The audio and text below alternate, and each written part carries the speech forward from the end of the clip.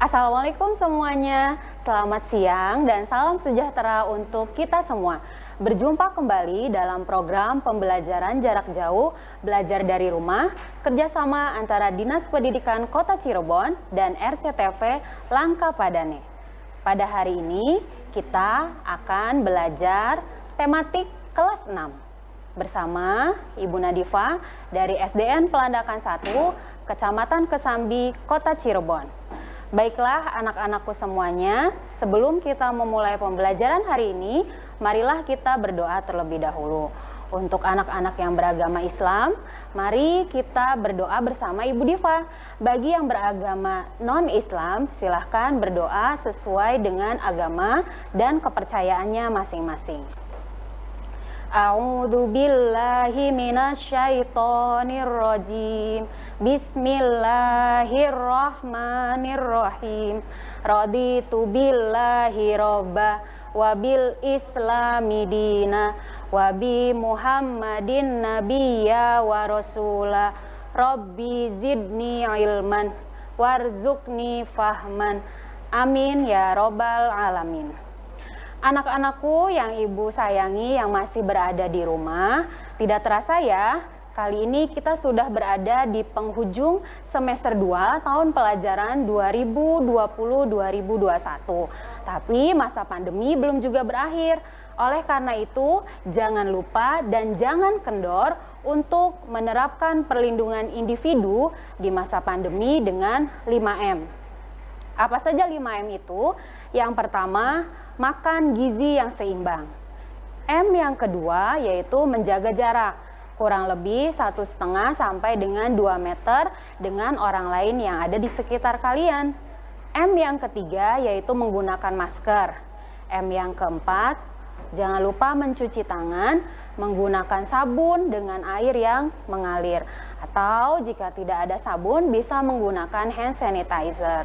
Lalu M yang kelima yaitu menjaga daya tahan tubuh supaya kita terhindar dari penularan virus COVID-19. Kita tidak tertular dan kita pun tidak menularkan kepada orang-orang yang ada di sekitar kita. Baiklah anak-anak, sudah siap untuk belajar? Mari kita belajar hari ini. Pelajaran yang akan kita sampaikan yaitu ada hikmah dari cerita fiksi. Lalu bagaimana upaya-upaya untuk mempertahankan kemerdekaan Negara Kesatuan Republik Indonesia. Dan materi yang ketiga yaitu bentuk perilaku yang merusak persatuan dan kesatuan di masyarakat. Kita mulai dari materi yang pertama ya nak ya, yaitu tentang cerita fiksi. Masih ingat cerita fiksi? Apa itu cerita fiksi? Cerita fiksi adalah cerita hayalan atau tidak nyata atau rekaan yang dibuat oleh si penulis atau si pengarang. Cerita fiksi bisa berupa peristiwa, pengalaman, maupun sejarah yang sudah direka oleh si pengarang itu tersebut. Dan dalam cerita fiksi terdapat hikmah atau amanat. Nah, inilah yang akan kita bahas lebih lanjut dalam cerita fiksi, yaitu hikmah dan amanat. Apa itu hikmah atau amanat?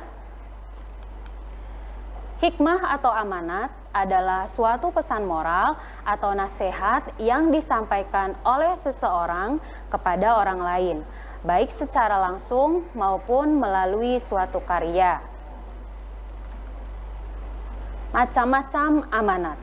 Amanat terdiri dari dua macam. Yang pertama adalah amanat tersurat. Apa itu amanat tersurat? Amanat tersurat yaitu salah satu pesan moral yang disampaikan secara langsung dan jelas oleh pengarang di dalam karyanya, sehingga dapat dengan mudah dimengerti oleh audiens atau si pembaca melalui kalimat deskriptif jika berupa tulisan. Amanat yang kedua yaitu amanat tersirat. Amanat tersirat adalah pesan moral yang disampaikan secara tersembunyi atau implisit oleh pengarang dan hanya bisa dimengerti oleh audiens atau si pembaca bila si pembaca tersebut mengikuti alur cerita dari awal hingga akhir. Nah anak-anak, bagaimana sih cara menentukan amanat dalam cerita? Kalian harus tahu dulu inti dari amanat. Intinya amanat berisi pesan moral, saran, ajakan untuk melakukan hal baik. Amanat suatu cerita berisi dua hal. Yang pertama yaitu hal positif. Dalam hal positif, penulis cenderung menggunakan kalimat ajakan.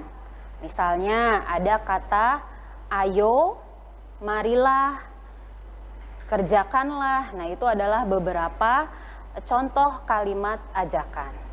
Lalu yang kedua adalah hal negatif. Hal negatif, penulis cenderung menggunakan kalimat larangan. Contohnya, jangan, tidak boleh. Nah, itu adalah beberapa contoh kalimat larangan. Baik anak-anak, di sini Ibu akan memberikan contoh amanat cerita fiksi dari beberapa cerita fiksi yang pastinya sudah kalian baca atau dengar.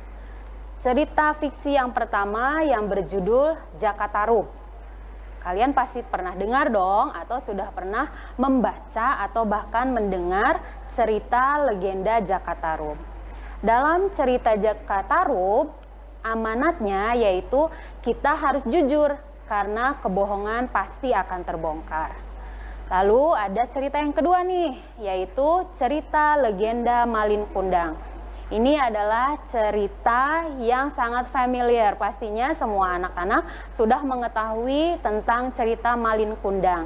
Karena dalam cerita Malin Kundang inilah bisa membuat kalian menjadi anak-anak yang patuh dan tidak durhaka kepada orang tua kalian. Makanya amanat yang terkandung dalam cerita Malin Kundang adalah jangan durhaka kepada orang tua.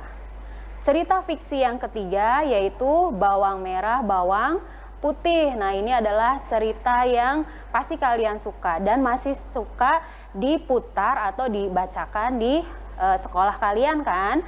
Nah, dalam cerita Bawang Merah, Bawang Putih ini, amanat yang terkandung di dalamnya yaitu jangan serakah, jadilah orang yang bersyukur.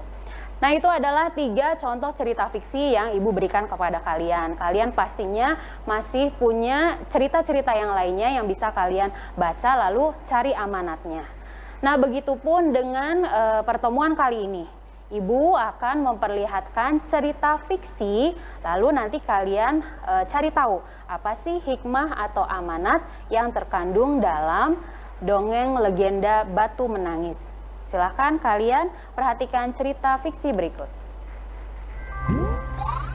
Hai! Riri, kumpulan dongeng dan cerita anak. Legenda Batu Menangis. Pada zaman dahulu, di sebuah bukit yang jauh dari desa, tinggallah seorang ibu petani bernama Ibu Enggang. Ia bekerja menanam sayuran untuk dijual di pasar. Syukurlah, hari ini cukup banyak sayur yang bisa dijual. Cuacanya panas sekali. Aku butuh minum. Nak, anakku, bisakah ibu minta tolong ambilkan segelas air putih? Sang ibu mempunyai seorang anak gadis yang cantik bernama Putri Sorea. Namun sayang, putrinya mempunyai perisai yang tidak sama dengan kecantikannya. Nak, ibu kan bisa mengambilnya sendiri. Tidakkah ibu lihat aku sedang sibuk? Baiklah, ku ambil sendiri saja. Sang anak sungguh pemalas dan manja. Setiap hari, ia hanya bersolek dan bersolek. Tak pernah sekalipun ia membantu ibunya bekerja. Hingga suatu hari, Ibu! Cepat kemari! Cepat, Ibu! Ada apa anakku? Ada apa gerangan? Lihat ini, Bu. Sisirku patah. Aku jadi tidak bisa berdandan. Aku minta yang baru. Iya nak, nanti ibu kalau ke pasar kita beli yang baru. Aku juga minta dibelikan perhiasan baru. Tapi ibu tidak punya cukup uang nak. Pokoknya aku mau sisir dan perhiasan. Kalau tidak, aku pergi dari rumah ini. Sang ibu menjadi sedih dan bingung karena ulah sang anak. Malam itu, sang ibu nampak gelisah. Ia pun memutuskan untuk membuka celengan yang selama ini ia tabung. Tabungan itu sebenarnya untuk keperluan sehari-hari. Namun, demi mengabulkan permintaan sang anak satu-satunya, ia rela memecahnya. Esoknya, sang ibu hendak pergi ke pasar untuk menjual sayur dan membelikan permintaan sang anak. Nak, ibu mempunyai sedikit uang untuk membeli sisir baru. Ayo kita pergi ke pasar. Asik, sisir baru, perhiasan baru.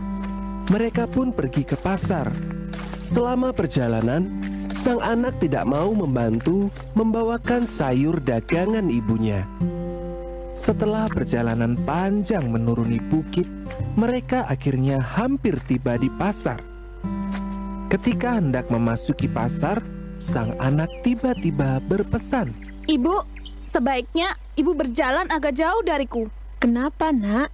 Sudahlah, ikuti saja perkataanku. Mana uangnya? Biar aku beli sendiri. Sang anak rupanya merasa malu mempunyai ibu yang tidak secantik dirinya. Sehingga ia meminta untuk berjalan berjauhan. Sesampainya di toko perhiasan, Silahkan dilihat perhiasannya, Nona cantik. Wah, bagus-bagus. Aku jadi bingung. Apakah kau sudah menemukan yang pas nak? Apakah itu ibumu? Hah? Aku tak punya ibu seperti itu. sang ibu terkejut mendengar perkataan anaknya itu. Namun, ia masih memaafkannya. Setelah membeli perhiasan dan sisir, mereka pulang ke rumah. Sama seperti waktu berangkat, sang anak enggan berjalan berdekatan dengan ibunya. Dalam perjalanan pulang, sang anak bertemu beberapa pemuda. Hai Nona, Anda terlihat nampak cantik sekali. Kecantikanmu membuat kami terpana, Nona cantik. Ah, terima kasih. Siapakah mereka ini, nak? Apakah itu ibumu? Dengar ya, ibuku itu jauh lebih cantik daripada dia. Dia bukan siapa-siapaku. Kali ini, sang ibu benar-benar tak sanggup lagi menghadapi perilaku anaknya itu. Terisak-isak, sang ibu bersimpuh dan berdoa memohon kepada Tuhan. Oh Tuhan, aku mohon keadilan-Mu Tuhan. Sepertinya Tuhan mengabulkan doa sang ibu. Seketika awan gelap menaungi langit yang cerah. Sang anak terkejut. Tiba-tiba kakinya terasa kaku. Ya, ada apa dengan kakiku? Kenapa tak bisa digerakkan? Ternyata kaki sang anak mulai membatu. Sekujur tubuh sang anak perlahan-lahan mulai membatu. Ibu, maafkan aku, Ibu. Ia menangis tak henti-henti. Akhirnya, seluruh tubuh sang anak terselubungi oleh batu. Sang ibu pun memeluk batu tersebut. Dari dalam batu, terus mengalir air mata sang anak. Semua penyesalannya sudah terlambat. Ia telah menerima hukuman karena menjadi anak yang durhaka.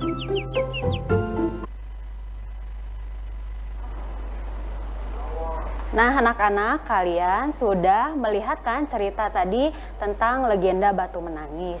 Kalian sudah bisa menentukan apa hikmah atau amanat yang terkandung di dalamnya?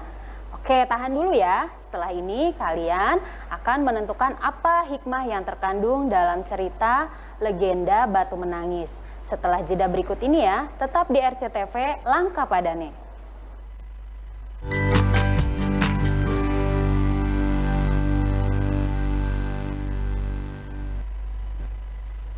Oke, baiklah anak-anak, kita lanjutkan kembali ya pembelajaran kita hari ini. Tadi kalian sudah menyimak cerita legenda Batu Menangis. Kalian sudah menentukan bukan apa hikmah atau amanat yang terkandung di dalamnya?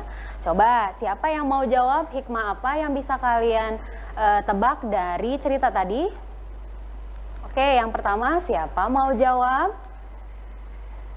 Oh, ada Diah Gina. Menurut kamu apa sih hikmah yang bisa kamu ambil dari cerita legenda Batu Menangis tadi? Hikmahnya adalah jangan pernah menyakiti orang tua karena keterbatasannya. Betul, itu hikmah menurut Diah Gina. Atau barangkali ada anak-anak yang di rumah memiliki hikmah yang sama setelah melihat cerita legenda Batu Menangis tadi. Ada juga hikmah yang akan disampaikan oleh teman kita, yaitu Devangga. Menurut Devangga, hikmah yang terkandung dalam cerita tadi yaitu murka orang tua sama dengan murka Allah, Bu. Betul sekali. Maka dari itu jangan pernah menyakiti perasaan hati orang tua yang telah dengan tulus mendidik kita, menyayangi kita. Ada juga yang akan disampaikan oleh Farah. Farah, menurut kamu apa sih hikmah dari cerita tadi? Hikmahnya jangan sombong, Bu. Betul sekali. Apa yang kita miliki hanya titipan dari Allah. Maka dari itu kita tidak boleh sombong. Kita harus selalu rendah hati. Dan hikmah yang keempat, ada yang mau jawab nih. Oh, Faisal. Faisal, menurut kamu apa hikmahnya? Hikmahnya adalah sayangi dan hormatilah orang tua, Bu. Betul sekali. Kalian harus selalu menyayangi dan menghormati orang tua kalian apapun keadaannya. Nah, berbicara tentang menyayangi dan menghormati, sayang dan hormat kepada siapapun merupakan hal yang harus kalian terapkan untuk senantiasa menjaga persatuan dan kesatuan bangsa Indonesia. Sekarang kita berlatih menganalisis yuk. Kita akan cari tahu perilaku apa saja yang bisa merusak persatuan dan kesatuan bangsa pada masyarakat. Ayo perhatikan gambar yang pertama. Gambar ini menunjukkan tawuran atau keributan antar warga. Ini adalah hal-hal yang sangat disayangkan masih saja terjadi di beberapa daerah. Padahal kegiatan ini sangat tidak baik, karena pastinya akan merusak persatuan dan kesatuan bangsa di masyarakat. Oleh karena itu, perilaku ini tidak boleh kalian tiru. Lalu gambar yang kedua. Nah, ini adalah gambar mengejek atau mengolok-olok orang yang berbeda agama. Sudah kalian tahu bahwa Indonesia terdiri dari berbagai macam agama, berbagai macam suku dan juga berbagai macam ras dan sebagainya. Nah, oleh karena itu kalian harus terbiasa untuk menerapkan sikap toleransi terhadap orang di sekitar kita yang berbeda agama. Agama merupakan hal yang sensitif untuk dapat merusak persatuan dan kesatuan bangsa. Maka dari itu hal-hal yang seperti digambar tidak boleh kita tiru. Gambar selanjutnya yaitu adu domba. Adu domba ini adalah hal-hal yang kadang tidak disengaja itu bisa merusak persatuan dan kesatuan bangsa yang ada di masyarakat. Dari satu mulut ke mulut yang lainnya itu bisa merusak salah satu individu atau bahkan kelompok masyarakat yang ada di sekitarnya. Oleh karena itu adu domba jangan sekali-kali dilakukan oleh kalian. Nah, di zaman milenial seperti ini, hal yang sangat bisa merusak kesatuan bangsa dan masyarakat itu bisa juga melalui media sosial. Media sosial berperan sangat penting terhadap semua hal, termasuk tentang kesatuan dan persatuan bangsa yang ada di masyarakat. Oleh karena itu, stop hoax apabila kita mendapatkan berita atau postingan atau apapun, harus kita saring terlebih dahulu sebelum sharing. Jadi kalian harus cari tahu dulu mengenai kebenarannya. Kita harus pintar, bukan hanya alatnya yang pintar, tapi sumber daya manusianya pun harus pintar. Oleh karena itu, bijaklah dalam bermedia sosial.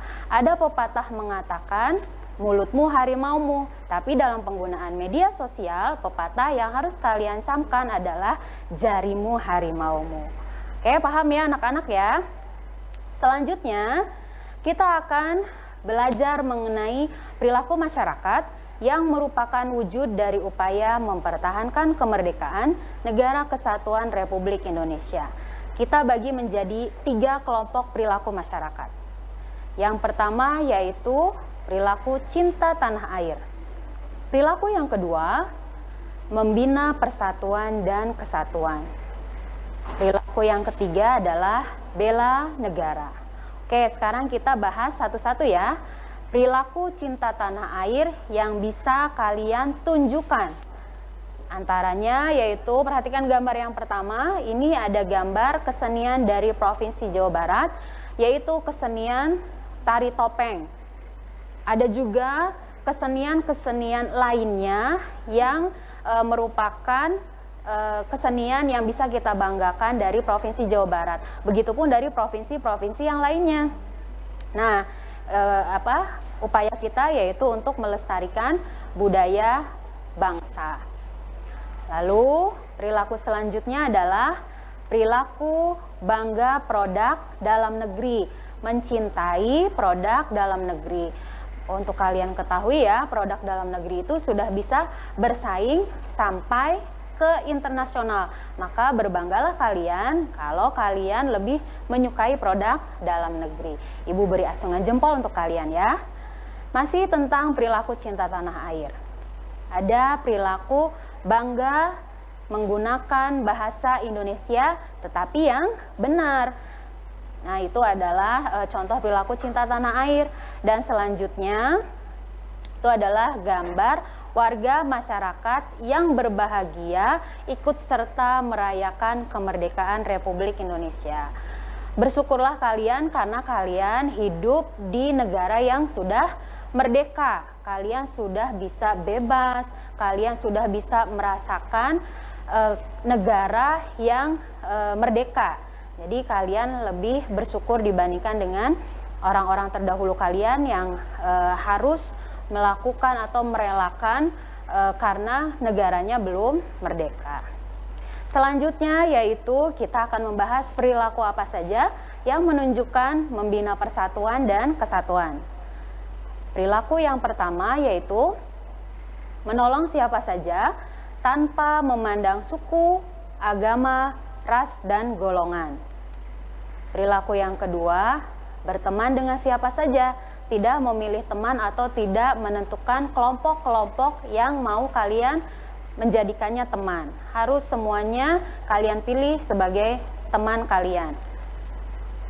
Yang ketiga yaitu mengikuti kegiatan lingkungan di masyarakat. Contohnya gotong royong, kerja bakti, siskambling, dan kegiatan-kegiatan kelompok lainnya yang ada di lingkungan masyarakat kalian masing-masing. Oke, selanjutnya anak-anak, perilaku yang ketiga yaitu perilaku bela negara. Apa saja yang bisa dilakukan sebagai wujud pembelaan terhadap negara kita? Yang pertama, siap membela negara saat dibutuhkan. Siapapun itu ya, kalian harus siap sedia jika membela negara kalian. Sikap yang kedua, mengedepankan kepentingan umum dibandingkan dengan kepentingan pribadi. Yang ketiga, mematuhi tata tertib dan undang-undang yang berlaku di negara kalian. Lalu yang keempat, menghindari sikap egois.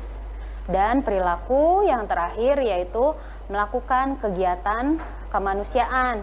Misalnya kegiatan sosial, membantu teman-teman yang kurang beruntung di sekitar kalian. Atau misalnya mengunjungi Yayasan Yanti Piatu, Panti Ureda, dan sebagainya yang kegiatannya yaitu untuk membantu sesama. Oke anak-anak, supaya kalian tambah semangat dan tambah cinta lagi sama negaranya, mari kita menyanyikan bersama-sama lagu Satu Nusa Satu Bangsa. Ayo kita bernyanyi ya.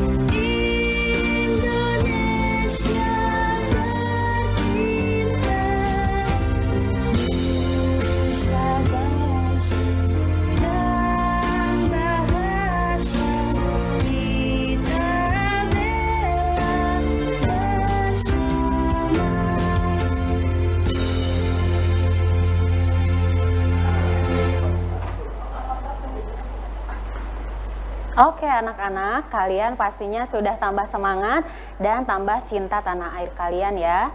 Kalian sudah memahami kan materi yang Ibu sampaikan hari ini. Untuk menguji apakah kalian sudah memahami materi yang tadi kita pelajari bersama, ayo kita menjawab soal. Kita jawab sama-sama ya. Pilihlah jawaban yang kamu anggap benar. Kita mulai dari pertanyaan yang pertama. Pesan moral yang disampaikan oleh seseorang kepada orang lain, baik secara langsung maupun melalui suatu karya, disebut A. Amanat, B. Latar, C. Alur, atau D. Watak. Coba apa jawabannya? Nah, betul sekali jawabannya adalah amanat. Kita lanjut ke soal yang kedua. Pesan moral yang disampaikan secara implisit disebut A. Amanat tersurat, B. Amanat tersirat, C. Amanat campuran, atau D. Amanat tertulis. Coba tebak mana yang kamu anggap benar. Ya, betul. Jawabannya adalah amanat tersirat. Lanjut ke pertanyaan yang ketiga. Perilaku yang dapat merusak persatuan dan kesatuan di lingkungan masyarakat adalah A. Bergotong royong menyiapkan acara Hari Ulang Tahun Republik Indonesia, B. Bersama-sama tawuran dengan kampung tetangga, C. Membantu mengamankan pelaksanaan ibadah, atau D. Bersama-sama melaksanakan kerja bakti. Jawaban yang benar adalah B. Bersama-sama tawuran dengan kampung tetangga. Lanjut ke soal yang keempat. Berikut adalah perilaku cinta tanah air, kecuali A. Melestarikan budaya bangsa, B. Bangga produk dalam negeri, C. Menggunakan bahasa Indonesia dengan benar, D. Belanja barang buatan luar negeri. Yang kecuali yaitu D. Belanja barang buatan luar negeri. Soal yang kelima. Membela negara adalah kewajiban A. Seluruh warga negara Indonesia, B. Seluruh TNI Angkatan Darat, Angkatan Laut, dan Angkatan Udara, C. Presiden dan Wakil Presiden, D. Anggota Polisi Republik Indonesia. Dan jawaban yang benar adalah A. Seluruh warga negara Indonesia. Nah, baiklah anak-anak, kalau kalian tadi menjawab 5 soal tadi dengan benar, berarti kalian telah memahami dan menyaksikan pembelajaran hari ini dengan sempurna. Mari kita buat kesimpulannya bersama-sama ya. Kesimpulan pembelajaran kali ini, yang pertama adalah amanat adalah suatu pesan moral atau nasihat yang disampaikan oleh seseorang kepada orang lain, baik secara langsung maupun melalui suatu karya. Kesimpulan selanjutnya adalah upaya mempertahankan kemerdekaan adalah 1. Cinta tanah air, 2. Membina persatuan dan kesatuan, dan yang ketiga, bela negara. Kesimpulan yang terakhir, persatuan dan kesatuan di masyarakat harus dipupuk agar tidak terjadi perpecahan. Nah, anak-anak, itulah yang bisa kita pelajari hari ini. Ibu berharap materi yang sudah Ibu berikan bisa bermanfaat bagi kalian dan tentunya bisa diaplikasikan dalam kehidupan di kalian di lingkungan masyarakat kalian. Terima kasih atas perhatiannya. Mohon maaf atas segala kesalahannya. Wassalamualaikum semuanya.